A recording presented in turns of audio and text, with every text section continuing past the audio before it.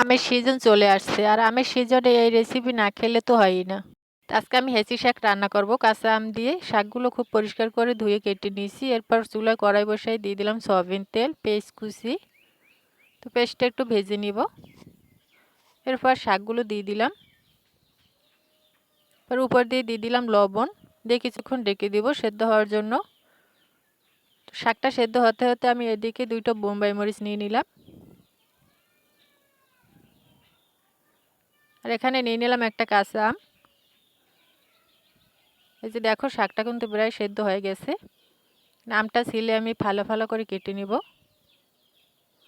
আর মরিচটাও থেতো করে নিছি, কারণ এখানে আমি অর্ধেকটা আম দিয়ে দিয়েছি শাকের ভিতর, আর মরিচটাও দিয়ে দিয়েছি। এখন আবার কিছুক্ষণ ডেকে জাল করে নিব। এই যে দেখো আমগুলো একদম সেদ্ধ হয়ে গেছে। এই যে দেখো আমার শাক রান্না কিন্তু হয়ে গেছে। এভাবে কাঁচা আম দিয়ে হেঁচি শাক রান্না করলে খেতে কিন্তু খুবই মজার হয়। তো তোমরা একবার বাসায় ট্রাই করে দেখো। আর আজকের ভিডিওটা কেমন হয়েছে নিশ্চয়ই কমেন্ট করে জানাবা। আর আমার ভিডিওর কোনো অংশ যদি তোমাদের কাছে ভালো লাগে তাহলে চ্যানেলটা সাবস্ক্রাইব করে পাশে থেকো। আজকের ভিডিও এই পর্যন্তই। সবাই ভালো থেকো, সুস্থ থেকো। খোদা হাফেজ।